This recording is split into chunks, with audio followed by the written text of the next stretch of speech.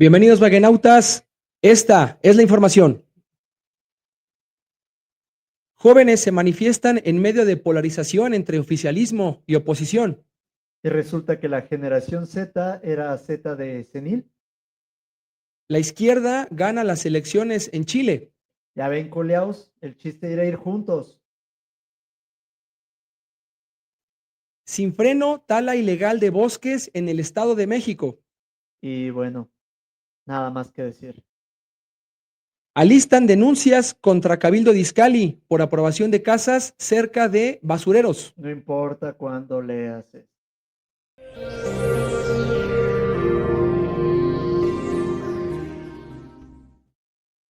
Alistan denuncias contra Cabildo de Cuautitlán Izcalli en el Estado de México por aprobación de casas cerca de basureros.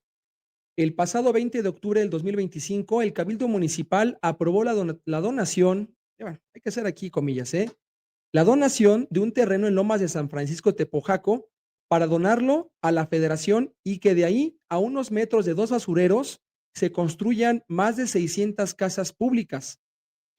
Sin embargo, en esa sesión del 20 de octubre, el punto de acuerdo aprobado por Morena, PRI, PRD y Movimiento Ciudadano estaba mal. Le escribieron mal la nomenclatura y la colindancia noreste, por lo cual este 14 de noviembre realizaron otra sesión para volver a votar la desincorporación del terreno, pero esta vez de forma correcta.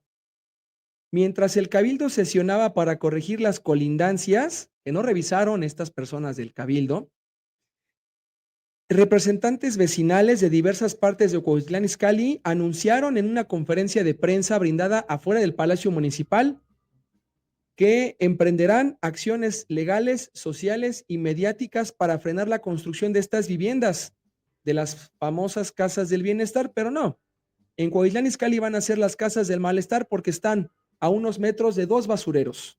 Las personas de la conferencia de prensa anunciaron que las casas van a ser o quieren ser construidas a través de la Comisión Nacional de Vivienda en una zona sin las condiciones mínimas de seguridad, sin infraestructura, sin movilidad, sin agua potable y uno de los puntos más importantes, sin estudios de protección civil. Tonatiuh Hurtado, representante de un colectivo ciudadano, afirmó que ya se tomó la decisión de iniciar las acciones legales. El activista de derechos humanos Jorge Arsabe reveló que en la zona existen sentencias de amparo por riesgos geológicos, sanitarios y químicos vinculados a los tiraderos de basura del área. Arsabe también denunció que el propio ayuntamiento reconoció ante tribunales que su personal de protección civil, escuche bien esto, que su personal de protección civil o que el personal de protección civil de nuestro municipio de Cuautitlán Izcalli no cuenta con las certificaciones técnicas, por lo cual están impedidos legalmente para poder actualizar el Atlas de Riesgo Municipal y la elaboración de estudios de riesgo en la zona y en todo el municipio, por lo cual recordó que autorizar viviendas sin estos estudios constituye un delito grave según la Ley General de Protección Civil. Arsabe agregó que el predio donde se pretenden construir fue originalmente designado como área de donación para el deporte y recreación por la desarrolladora que edificó Lomas de Tepojaco. Sin embargo, ahora el gobierno municipal, encabezado por el presidente municipal Daniel Serrano, y con la parte del cabildo afín, lo quieren, bueno, ya lo desincorporaron del municipio, violando otra legislación y ya lo van a pasar a la federación. Jorge Arsabe también mencionó que actualmente hay una sentencia legal la cual obliga al gobierno municipal a señalar las zonas de riesgo de protección civil que hay en Lomas del San Francisco Tepojaco, así como a reparar los daños a viviendas y escuelas de la zona, las cuales se han visto afectadas por desplazamientos de suelo en la región. La actual administración no ha cumplimentado esta sentencia y pidió a los juzgados 10 días más. En materia ambiental, Verónica Carrera, vecina del Lago de Guadalupe, recordó que a un costado de donde quieren construir estas casas se encuentra el Parque Estatal Santuario del Agua y Forestal Presa Guadalupe, un área protegida de Cuautitlán Izcalli, y advirtió que el lago está totalmente contaminado y que la mayoría de las colonias aledañas carecen de drenaje, por lo que un nuevo desarrollo habitacional agravará la crisis hídrica, ambiental y de movilidad, no nada más en la zona, sino en todo el municipio y la región, porque cabe destacar que estas nuevas casas del bienestar, que le decimos las casas del malestar, las quieren construir en la zona limítrofe de Cuautitlán Izcalli con Nicolás Romero. Arsabe, quien tiene la mano levantada aquí en esta imagen que vemos en pantalla, recordó que Lomas de Tepojaco ya enfrenta saturación en escuelas, vialidades, así como falta de centros de salud y espacios comunitarios, además de que el proyecto de las casas del bienestar incumpliría la Ley General de Asentamientos Humanos, la cual exige garantizar servicios básicos antes de autorizar nuevos desarrollos. Jorge Arsabe comentó de manera textual, quieren meter las casas y luego ver cómo arreglan todo. Sabemos que eso nunca pasa ni pasará, porque pasan literalmente los gobiernos y vemos cómo esta zona tiene un rezago histórico, un abandono histórico, y ahora, por si no fuera suficiente, quieren meterle 600 casas más.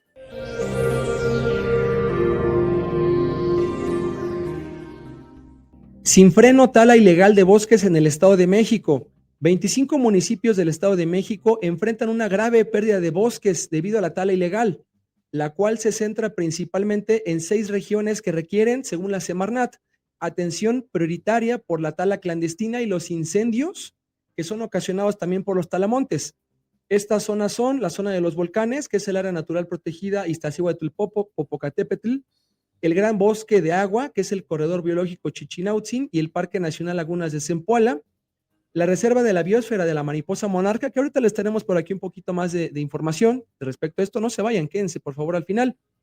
El Nevado de Toluca, la Sierra de las Cruces y la Sierra de la Goleta. Entre los municipios más afectados destacan Jilotzingo, que es quien vemos, de este municipio, quien vemos la foto, que la tomamos el equipo de Vaguedades hace pues ya prácticamente un año.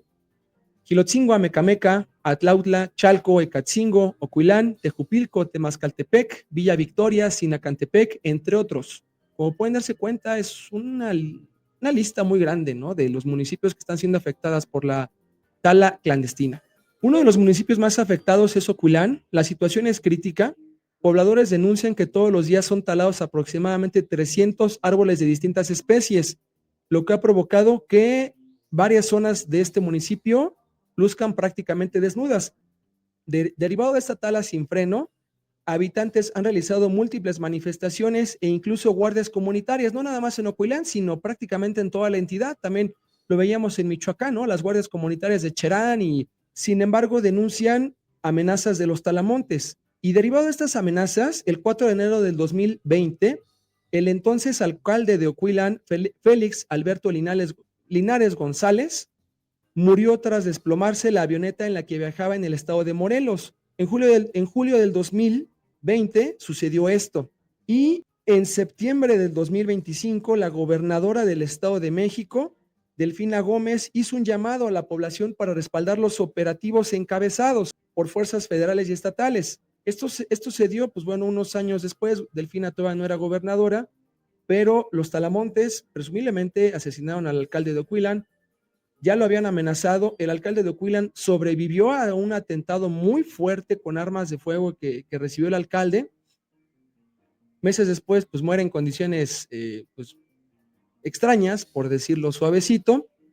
Llega Delfina en septiembre de 2025, le dice a la población, oigan, apóyenos a denunciar, porque pues dice, es una situación muy compleja, vamos a entrarle con las fuerzas federales y estatales. Esto sucede, sin embargo, al parecer el trabajo aún no ha sido suficiente, pero mientras esto sucede, mientras las denuncias, la tala y toda esta situación continúa, en los próximos días se espera la llegada, no de miles, de millones de mariposas monarca provenientes del norte de Estados Unidos y el sur de Canadá, y que van a llegar, ¿sabe a dónde? A los bosques del Estado de México, principalmente de las zonas de Valle de Bravo, Temascaltepec, Atlautla y Donato Guerra, donde pasarán el invierno, donde prácticamente van a hibernar.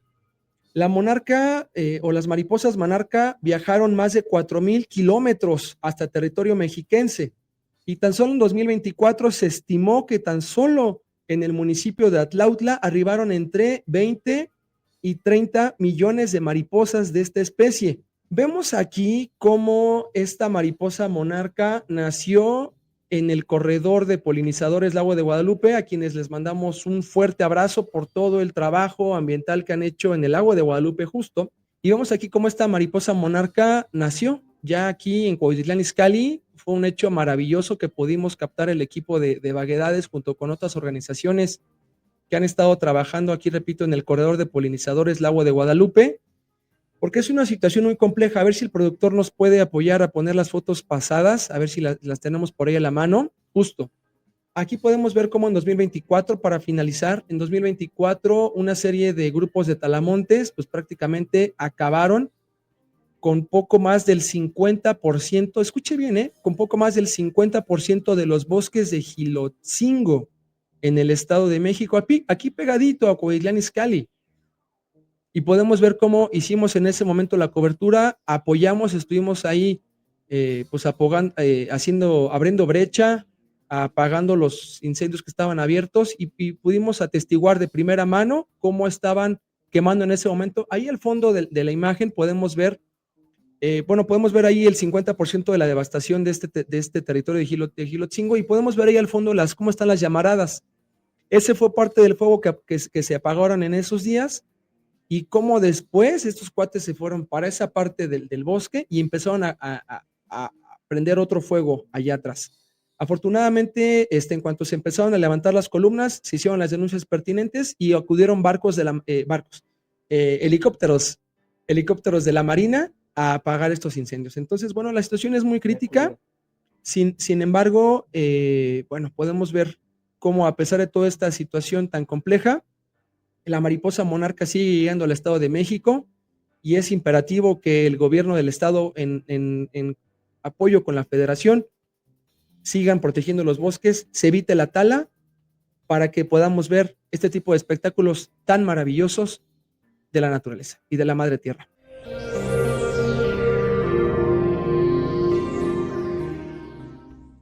Jóvenes se manifiestan en medio de polarización entre oficialismo y oposición. En medio de una polarización política, jóvenes se manifestaron en la Ciudad de México y otras partes del país. La primera manifestación se realizó el 8 de noviembre, donde gritaron consignas para exigir, y abro comillas, un país más justo, transparente y democrático. Aquí los podemos ver en las imágenes del señor productor, libre de corrupción, así como en contra de la violencia. Así lo dijeron en su comunicado, el oportunismo ultraderechista y el imperialismo que afecta al derecho básico a vivir de todos los mexicanos. También se manifestaron en apoyo a la jornada laboral de 40 horas, a favor de Palestina y en contra del gobierno federal. Así, mira, y ahí está también el cartel en contra de Salinas Pliego. Y también se manifestaron en contra de la inseguridad y también de los partidos políticos de oposición. Por ahí hay una foto muy buena hablando en términos periodísticos, en términos de información, donde saca un cartel uno de estos chavos, de estos jóvenes, y viene tachados todos los partidos políticos que dice, a ver, nadie nos representa. La segunda manifestación se realizó este 15 de noviembre bajo el lema de la marcha de la generación Z, y en ella predominó un discurso de derecha en donde vimos cómo, desafortunadamente, se colgaron miembros de diversos partidos políticos de oposición como el PRI, PAN y Movimiento Ciudadano, e inclusive consignas como las que vemos en pantalla.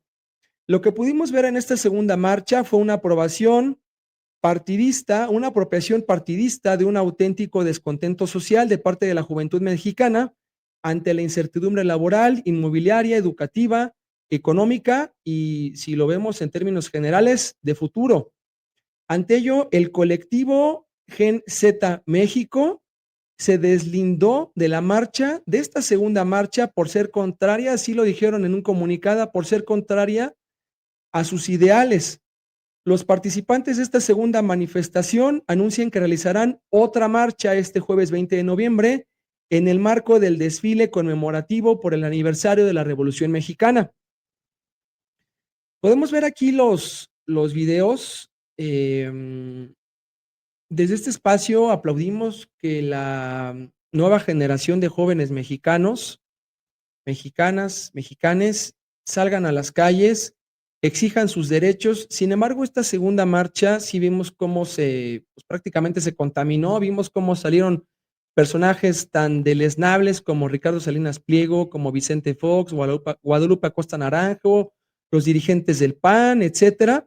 Pero también vimos este tipo de expresiones que son totalmente deplorables, ¿no? Personas con camisetas, con la mal utilizada esvástica, porque la esvástica original fue utilizada por los pueblos de la India, con otro tipo de cosmovisión, y también podemos ver ese tipo de expresiones ahí muy malas de antisemitismo. Esto es antisemitismo. Esto sí es Esto sí es antisemitismo. antisemitismo. El antisemitismo no es estar a favor de Palestina. Esto sí es antisemitismo. Una cosa es el semitismo y otra cosa es el sionismo. Los cuates que están generando el genocidio en Palestina son sionistas. Es una ideología de supremacía, algo así como el Ku Klux Klan en Estados Unidos o como el apartheid en Sudáfrica. O como el nazismo que ellos mismos padecieron, O o como dicen padecer. o como el nazismo de la Segunda Guerra Mundial, que podemos ver todavía tiene por aquí algunas vertientes en nuestro país. Mientras esto sucedía, pues bueno, la manifestación llegó hasta el Zócalo de la Ciudad de México y pues hubo de todo. Hubo carambazos, hubo sombrerazos y se dieron con todo. Hubo golpes desde manifestantes, pero también hubo golpes desde, pues el que se decía, ¿no? Extinto cuerpo de granaderos, que vemos que no está tan extinto, ¿no? Que siguen ahí trabajando y vemos en la mañana, vimos, It's alive. exacto, parece que estamos viviendo ahí como un pequeño déjà vu. Para terminar, vamos a dar una serie de cifras. En México, la generación Z asciende a poco más de 30.4 millones de personas hasta el primer trimestre de 2025, lo que representa el 23.3% de la población total. Este grupo está compuesto por personas de 15 a 29 años y son conocidos como los primeros nativos digitales.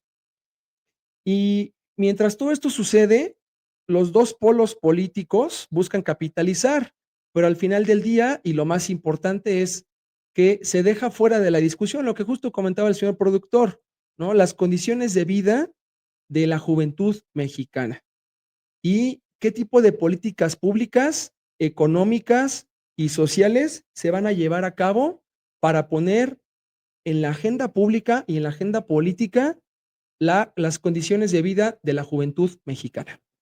Eso es lo más importante.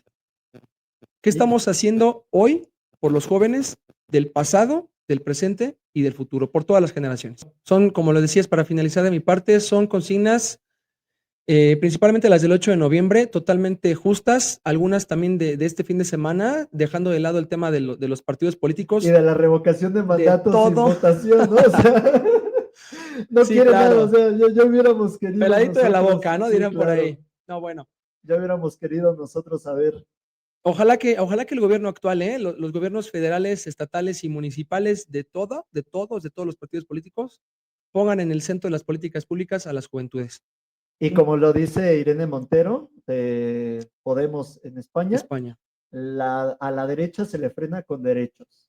O sea, que esas Exacto. 40 horas, mira, ya se están tardando y esa vivienda digna, mira, no necesitan construir, frenen la especulación.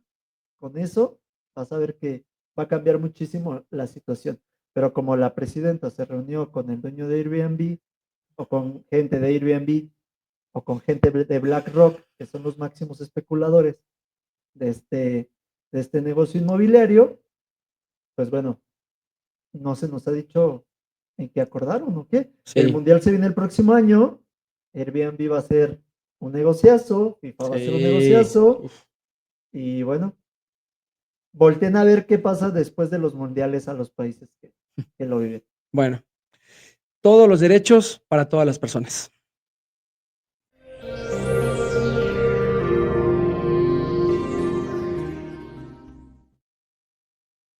La izquierda gana elecciones en Chile.